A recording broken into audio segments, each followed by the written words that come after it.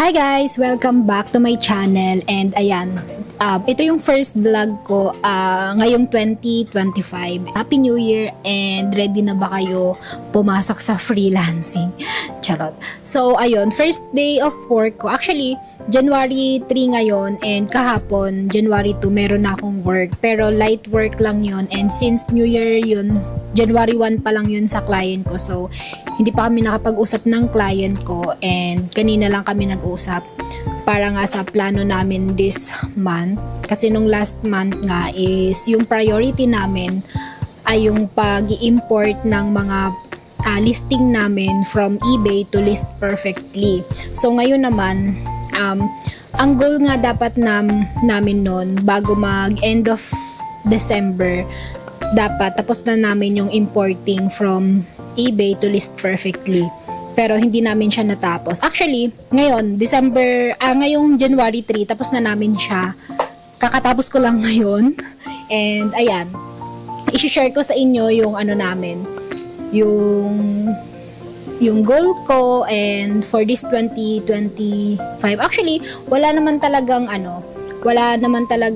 masyadong plans dito sa namin, sa business ng client ko.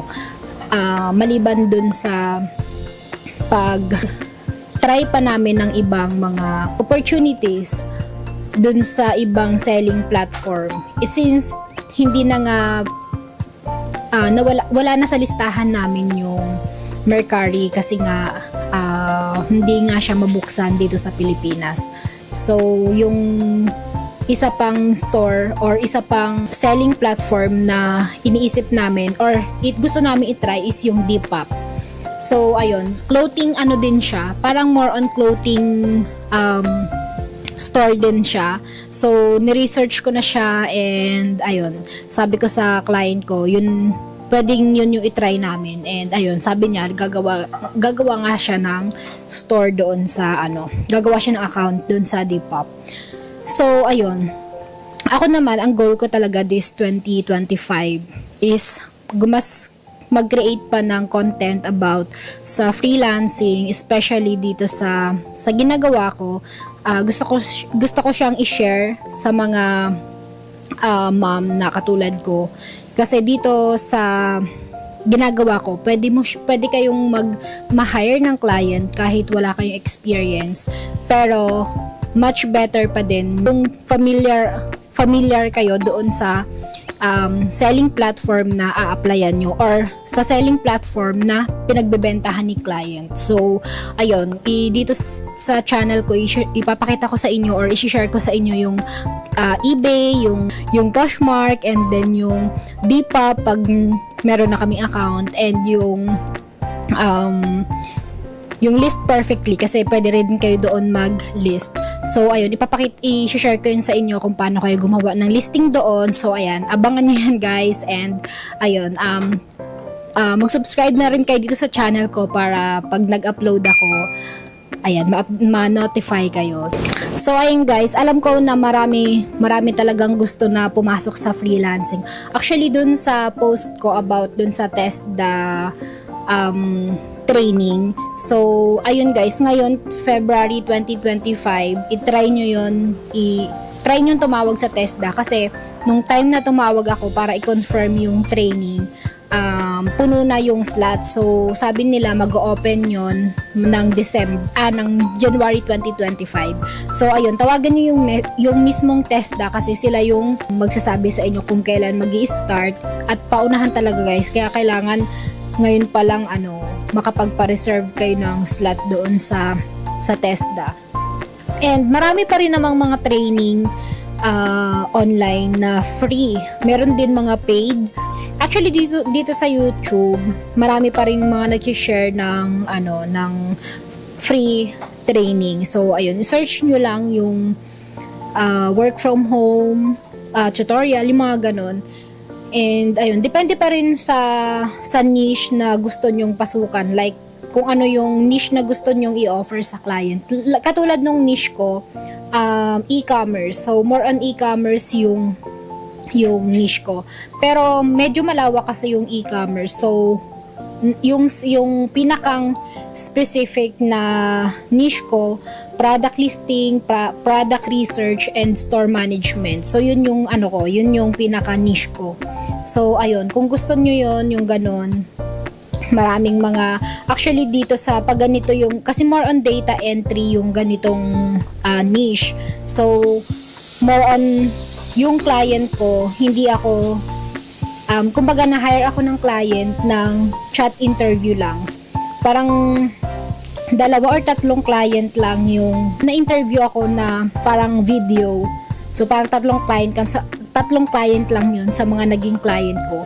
And isa doon is yung client ko ngayon. So, ayun guys, abangan nyo yung ibang mga videos ko na ipopost. So, nag-iisip ako mag-post every week ng tutorial. And so, ayun guys, abangan nyo yung mga vlog ko, yung sinishare ko yung buhay ko as a full-time mom. Actually, lately, hindi talaga ako masyadong nakakapag-vlog kasi nga, unang-una, busy nga kami dahil ito yung season na talagang sobrang busy namin dahil nga meron kaming goal na tinatapos ng client ko. Maraming for listing. So, mag-change yung season. So, ayun, dahil nga yung mga binibenta namin more on season clothing. So, every season, nagpapalit kami ng items na ililist or basta parang kung winter stuff din yung ililist namin, ganun. So, ayun. Kaya dito, feeling ko, pag nasa clothing, pag nasa clothing business yung client nyo, hindi kayo mawawala ng task or marami pa rin yung client na naghahanap ng VA sa ganitong niche. So, ayun, subukan yung itry guys, yung pagiging product research and product listing.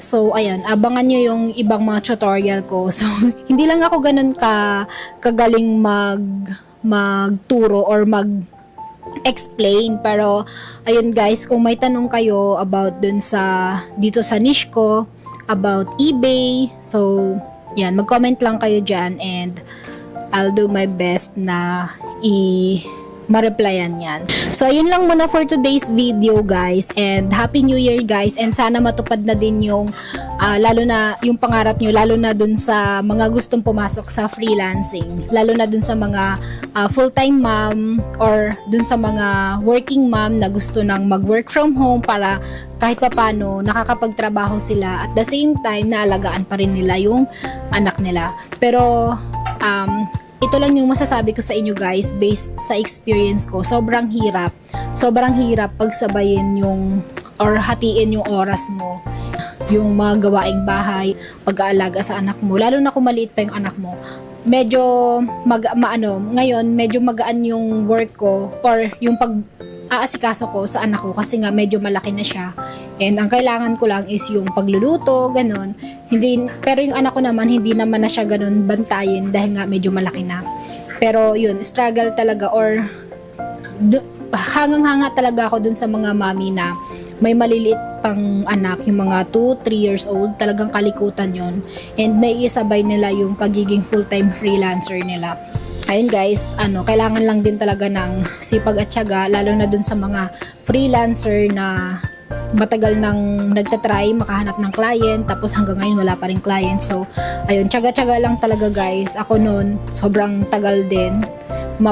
Umabot din ng 6 months bago ako nagkaroon ng client. Pero, ayun, hindi man ako nagsisisi na tumagal ng ganun kasi kahit pa paano, marami din ako natutunan ng mga time na yon. Yun lang muna for today's video guys. Thank you so much for watching and please don't forget to like and subscribe to my channel. Bye!